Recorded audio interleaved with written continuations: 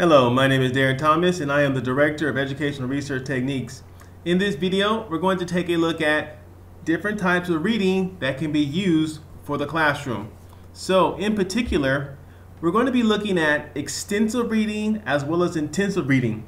And we're going to define it, how, and where to use these two types of reading. So let's take a closer look at extensive reading.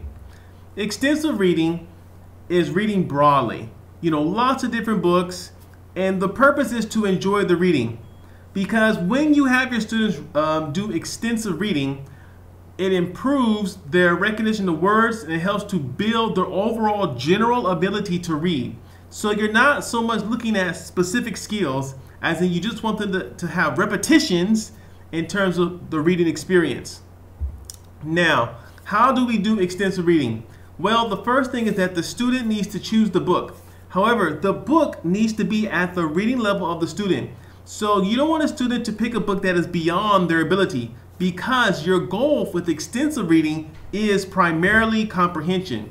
Also, your job as a teacher is to provide motivation and encouragement for the student to complete the actual reading of the book.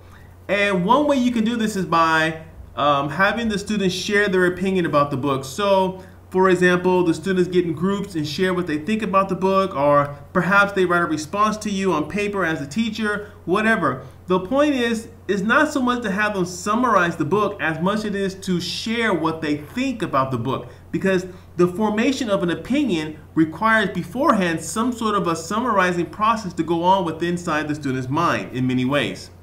Now, when do we use extensive reading? Well, there are two choices, outside of class or inside of class. Now, if you have the students read broadly or do extensive reading outside the class, it requires self-regulation, or in other words, some sort of a sense of self-control. Very difficult to regulate that without some sort of an assignment or some sort of a guide to walk them through the experience of reading without you monitoring them firsthand.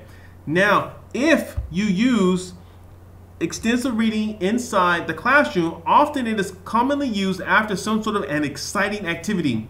And so again, you've probably heard of the term silent reading if you are a teacher. So often a teacher will have some sort of a calm down period after a lot of fun, like coming in from recess, if you will, where the students read silently to kind of help them get back into an academic mode. And so like I said, you already are probably familiar with these terms, extensive and intensive, but we're just trying to attach a term to them. So silent reading is often what we call extensive reading. Now, moving on to intensive reading. Intensive reading is serious and focused reading for the purpose of achieving a specific goal. For example, if you have your students, for example, read chapter 5 in the history textbook and answer the comprehension question at the end, that would be an example of intensive reading. The students have a very clear-cut goal. Read the chapter to answer the questions. It's focused. They know exactly what they need to do. They're not trying to form some sort of an opinion. They're trying to get a specific task done. Now, how do we do this? Well, there are several things you have to set up beforehand so that the student can have success. Students need to know why they are reading. So one way you can do that is to, again, rely on the questions in the book. So often, if you want kids to read intensively a chapter, don't have them read the chapter, then look at the questions, because they'll be reading, but they will not know why. Have them read the questions first and then read the chapter, because as they read the chapter, now they know what they're looking for, the answers to the questions. Also, students need to provide some sort of feedback about what they learned. So this could be in discussion or presentation, however it is, or even through answering questions, as we've just mentioned. Students need to have a chance to, after they take in the information, to share the information. Also, when students are sharing what they learned through the reading, they need to refer to the text.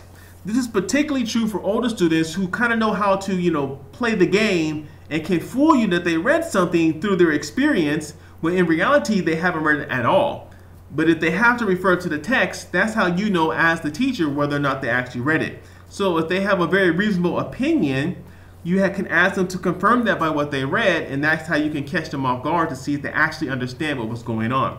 And lastly, your job as a teacher also to support this in the how is to make sure that you support them with any vocabulary. This is particularly true for the ESL students you may encounter who don't have that strong grasp of whatever language, most likely English, that is being used in the classroom. Now, extensive reading is almost done exclusively inside the classroom. Yes, it can be done for homework, but because it's intense, because it's focused, and there's very specific goals, the teacher often is required to monitor that. Now, if the students are older, it may not matter as much, but particularly for younger students, intensive reading is primarily done in the classroom. So, that completes our discussion on extensive and intensive reading. And so we learned that extensive reading is, for broad, for fun. The students need to have some way to share what they learned from that, and to develop an opinion. While intensive is often done focused in the classroom with specific goals, with the student providing some sort of a feedback about what they learned. Our job as a teacher is to provide the context in which the students know what is expected of them in terms of whether sharing their opinion about the text and or whatever type of feedback you expect from them in the discussion. So, my name is Dare Thomas. This was our talk on types of reading. I'm the Director of Educational Research Techniques. Thank you for listening.